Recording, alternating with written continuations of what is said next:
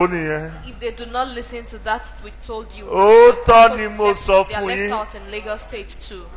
Forget the fact that they use the police and the Nigerian army. Kò sí fake ìpàṣẹ Ọlọ́run wọ́n dá amẹ́sí padà kí ló ń wá lọ́nbẹ̀ náà wọ́n bẹ̀ lọ ṣòjóró ni àwọn kan wá lọ́gbọ́njọ àwọn kan wọ́n wá fọgbọ́n kan block ọgbọ́n kan hallelujah ṣé mo sọ̀rọ̀ nípa code fún ẹ code. Do you remember I told you about a secret code? Etiquette here. Do you now secret understand code ni it? Code kan wọ́n fi defeat code kan. One code is used to defeat another. Antivirus. Àdúrà antivirus. Àwọn antivirus àdúrà nìyẹn wá block kankan. And then a particular prayer was. So nígbà ẹ máa ń sọ àwọn òyìnbó tí ẹ mọ̀ túmọ̀ òyìnbó. When you speak some kind of English, kì í sọ òyìnbó kì í sọ antivirus kì í sọ secret code. Don't you talk about? Ṣé àfi ṣe wàásù? Did you talk about that? Àwọn yẹn wọ́n wá lọ lo secret code mi. Wọ́n bá kó 20 táwọn bá jẹ èdè mú Boko Haram. Ẹbí anybody kọ́. Ta ló fẹ́ lọ mú Boko Haram? Ọlọ́run mú. Ọlọ́run á gbàdúrà wa. Ṣùgbọ́n secret code wọn ó mú Amẹ́sí mọ́lẹ̀, ó mú Òṣè mọ́lẹ̀, ó mú Arẹ́gbẹ́, ó mú Tinubu kí ni wọ́n fẹ́ ṣe lórí ẹ̀. Fọ́nkánsó kò sí nǹkan kan lẹ́yìn ẹ̀. Every other person, what then do they want to do? Ṣùgbọ́n ti Boko Haram ẹ ti sọ pé ó ti di international community ìwọ̀nba náà máa ṣe mọ́ ṣùgbọ́n ṣe bá wọn pé kóòdù àwọn yẹn ó súpà ó wọ́n dúró bí dàgbàdàgbà ni kò sí nǹkan tó lè ṣe nǹkan tí mò ń sọ fún ẹ ni pé tí ẹ bá wà ní ipò àṣẹ gbogbo ọ̀kan lọ́nà bá fi tì lẹ́yìn ìdádá ní ògọ́ ń bẹ̀ yẹn o kì í má purọ́ o kò gọ́ ń bẹ̀ o kò gọ̀ ṣùgbọ́n ẹ á bí mi léèrè wípé ǹjẹ́ ohun tó lúwa ń pa láṣẹ ṣe a máa ń ṣe bó ṣe yẹ ká ṣe Ọ̀ṣun títí dé o ta ló wọlé ń bẹ̀. Do we listen to God's direction? Who would give answers? And now we have Osun State. tí wọ́n fi dáadáa tèmi ṣé kìí sòtọ́ àti Omiṣore àti Arẹ́gbẹ́ Omiṣore Arẹ́gbẹ́ kò yẹ kán wọlé. are not supposed to win elections. ẹ sọ̀rọ̀ àbí wọ́n ti jẹ́ ń tijú ni àbí ẹ̀kọ́ ṣùgbọ́n jẹ́ kí ìfẹ́ Ọlọ́run kó ṣẹ. But let God's will be done. Ìfẹ́ Ọlọ́run òun ni kó ṣẹ. God's will should be done. Ọlọ́run ti mẹ́ni tó máa wọlé. God knows who will win the elections. Ká má purọ́ fúnra wa. Let's not tell lies. Nítòótọ́ one on one Arẹ́gbẹ́ máa wọlé. One on one Arẹ́gbẹ́ should win the elections. A wọlé nítòótọ́. Of truth. Nítòótọ́ o ṣùgbọ́n tó máa lọ dọ́gbọ́n sí i wa kù sọ́wọ́ Ọlọ́run ọwọ́ Ọlọ́run ló wà. But if they try to use some other things, everything is left. Psalm 119:35 Olúwa bá pa láṣẹ fún ẹ. When God directs you to do something, tẹ̀lé ìpàṣẹ Ọlọ́run. Follow his instructions to the letter. Ìgbésí ayé ẹlòmíì. Some people's way of life. Kò wọṣọ pupa. Do not allow them to wear red clothes nor black clothing. Kò ṣẹwà. And do not allow them to do beauty things. Ṣùgbọ́n ohun tó pa ọ̀pọ̀lọpọ̀ wa lára ni wípé a kì í gbọ́ ìpàṣẹ Ọlọ́run. But what affects most of us is that we do not listen to God's directions. Ẹlòmíì sìn irun elénìní agbésórí. Some people alẹ́ wàá gbàdúrà Olúwa má jẹ́ irógo elénìní má jẹ́ irógo elénìní ẹ bèrè pé ṣé kò tí lé lénìní ṣé òun kò gbé lénìní sórí. And you ask such person, hasn't she also attacked herself with those blockages? Ẹlòmíì á kó èékánná àkóbá ni á kó sọ́wọ́. Some people will feel funny nails. Àbí èékánná tán lẹ̀ yẹn àkóbá nìkan náà pé. Isn't that supposed to be something that implicates one? Èékánná àkóbá ni ni. Nails that implicate one. Èèyàn kan gbàdúrà Olúwa má jẹ́ irógun àkóbá nígbà tó máa gbé ọmọ ẹ̀ èékánná àkóbá nìyẹn ló kì bójú ọmọ ẹ̀. Somebody keeps praying not to be implicated, but bí mi ṣe ń sọ̀rọ̀ ẹ ojú ọmọ yẹn fọ́. Her fingers went tí ò bá ṣe èékánná àkóbá ni kò ní lọ ṣe mistakenly kì í sójú ọmọ ẹ̀. She wouldn't have mistakenly put the finger into the baby's eyes. Ẹlẹ́dàá ò dẹ̀ fẹ́ nǹkan bẹ́ẹ̀. And her Creator does not want such. Ohun olẹ́lẹ́dẹ̀ pa láṣẹ fún ẹ kó ṣe àti pé kó má ṣe. What has your God directed you not to do? Tó bá Olúwa pa láṣẹ wípé Sunday o ohun tí báyìí kó máa ṣe pé máa clean nínú ṣọ́ọ̀ṣì. God has probably directed you to clean the church every Sunday. Tó bá lọ sí hospital.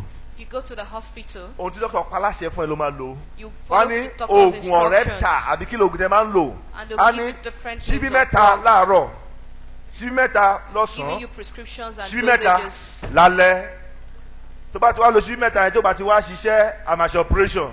And they tell you if you take after taking this Àyè drug, bẹ́ẹ̀ kọ́. you do not see any changes, we'll actually have to operate you. hallelujah. Hallelujah. ọkùnrin kan wá síbi pẹ̀lú ìyàwó ẹ̀ kà á sí mi létí náà 35 kí ló ti wí. mú mi rìn ní ipa àṣẹ rẹ Mhm. nítorí nínú rẹ ni dídùn mi. Oh. mú mi rìn ní ipa àṣẹ rẹ Mhm. nítorí nínú rẹ ni dídùn inú mi. ẹ ṣe 133 kò dúró síbẹ̀ náà. obìnrin yẹn ó sọ fọ́kọ ẹ̀ àwọn family sọ pé kán lọ ṣe operation tó ló ní fibroid. A certain man brought his wife to the church, and wọ́n ní that fibroid man had been àbí diagnosed with ọmọ fibroid, oṣù mẹ́ta. and it was said to look like a 3-month-old ọkọ ẹ̀ wá baby. dàbí pé nǹkan tóun fẹ́ ṣe ni pé And the bí a dé husband church says náà that what he wanted tí a to bá do ti was dé that he church should tí a bá get ti to ká lọ the ṣe church first, à á lọ. and that whatever they instruct them to do in church, they láti would ti do. Badagry All the way from Badagry, ó bá ń bọ̀. he came. àbí kí ló ṣẹlẹ̀ ó ń ṣẹ̀jẹ̀ ẹ́ fílẹ̀ á lọ. And we told him that it would cease. nǹkan tí yẹn fẹ́ gbọ́ ló ti gbọ́ yẹn ó ní you see now.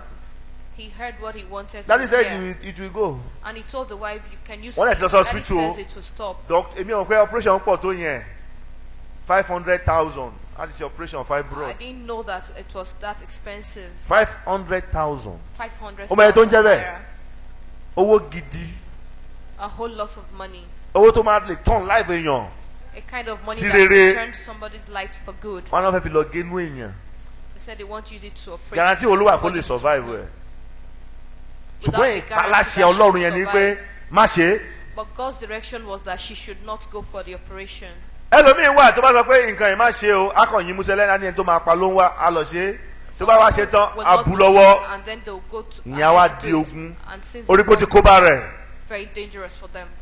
mo sọ fún èèyàn kan mo ní má lọ sí Èkìtì o I told somebody Ó ní not to ẹ̀. go to Ekiti State. ó ní kí ló ṣẹlẹ̀ mo ní má lọ mo ní one tí wọ́n ti máa sọ fún ẹ pé ẹni yóò ní wọlé mo ní two mo ní tó bá dẹ̀ lọ síbẹ̀ ò ní gbà yìí wọ́n á ní pé no aṣáájú ní kí n lọ but ok òun ti gbọ́ ti tèmi ìgbà tó máa lọ ó bá pa fóònù ẹ̀ He Wọ́n ló asked for ṣẹlẹ̀. reasons and went ahead Nígbà tó ń because he padà was bọ̀. ordered by Asiwaju to go there. bó ṣe l'accident nìyẹn. When he was coming back, he was involved in an accident. ó ní accident tó yẹ pé wọ́n lè sọ pé mọ́ṣúárì lòún wà The accident was so severe ó lóun sá eré he had to be placed in the 120 morgue. speed kilometre lòún wà He ó said ní it was táyà on wájú ibi tóun a jókòó sí speed of olóde yọ 120 kilometers. òun dẹ̀ wo táyà yẹn tó ń sáré lọ báyìí mọ́tò yẹn dẹ̀ ń lọ ó fẹ́ wọnú gbó ó ń dẹ̀ sọ pé jésù máa yẹ mọ́tò yẹn wọ gbó má yẹ kó wọ gbó ó ní nẹ́ẹ̀sì tó ń wò ní pé mọ́tò yẹn máa sọ máa sọ́ọ̀tù má yẹ ti sọ máa sọ́ọ̀tù ó ló máa jóná àwọn dẹ̀ máa kú síbẹ̀ ó lóun sọ pé òun ṣe títí di ni ṣùgbọ́n ẹ ti kọ́ òun lẹ́kọ̀ọ́ títí láéláé òun ò ní ṣe títí di sọ̀rọ̀ yín mọ́ His ẹni car yẹn ń got bọ̀ wá involved in ṣe an ìjẹ́rìí accident. ṣùgbọ́n mo fẹ́ gbé sí ọjọ́ ìjẹ́rìí pàtàkì fún mo He's ní kó sì coming for kó a mu dání testimony very soon, but I want it to be a very important bọ́lọ̀ ń bá testimony. pa á láṣẹ fún ẹ. If God directs it to you. torí tọ́lọ́ bá pàṣẹ fún èèyàn wàá rò pọ̀ ọ̀dẹ̀ ní ẹ̀ òdẹ̀ kì í ṣọ̀dẹ̀ o. When God gives a man direction, you feel you are a fool, but you are actually not one. tẹ̀lé ìpàṣẹ ọlọ́run Follow God's direction. 133 kí ló ti wí. fi ìṣísẹ̀ mi múlẹ̀ nínú ọ̀rọ̀ rẹ ó tàn kí o má sì ṣe jẹ́ kí ẹ̀ṣẹ̀kẹ́ṣẹ̀ kí ó jọba lórí mi. ẹ ṣe tí o bá rìn nínú ìpàṣẹ ọlọ́run If you walk in God's directions, ẹlòmíì ọlọ́run sọ pé dúró máì tí ì bímọ o dúró máì tí ì people lọ́kọ will be o instructed dúró máì tí ì fiṣẹ́ ẹ lẹ́ o not to give birth now, not to get married dúró má fi lé now, ọkọ ẹ lẹ́ o or do not leave your matrimonial dúró má home fiṣẹ́ now. ẹ lẹ́ o. Do not leave your present job right now. hallelujah Hallelujah. hallelujah Hallelujah.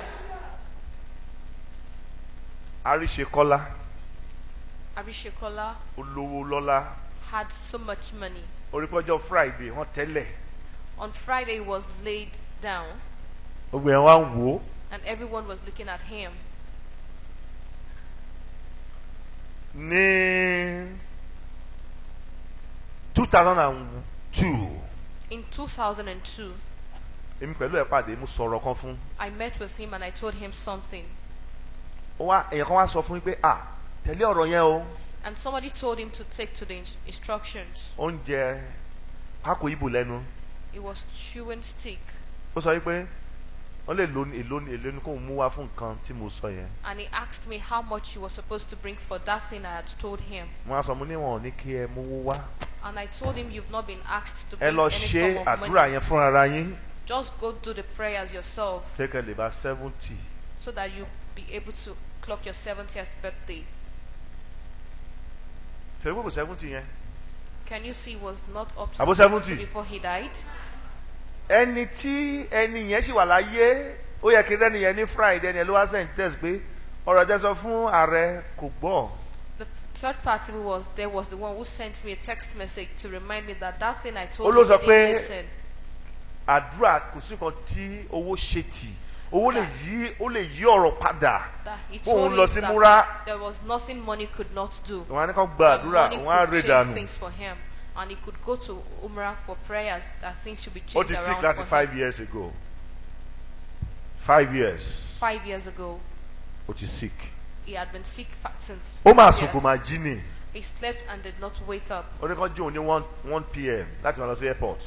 He Wọ́n wá asked them jí. to wake him up at 1 p.m. to go to the airport. Kò wá jí mọ́. They tried waking him up, but he could not rise again. Wọ́n náà máa rò ó pé lọ́jọ́ kan wọ́n náà máa fàyè ilẹ̀ o. You should also remember that one day you would die. Ṣùgbọ́n tó bá tẹ̀lé ìpàṣẹ Ọlọ́run, But if you follow God's instruction, ó lè ré ibi dànù lórí ẹ. He could part away with you and evil. Ó lè ré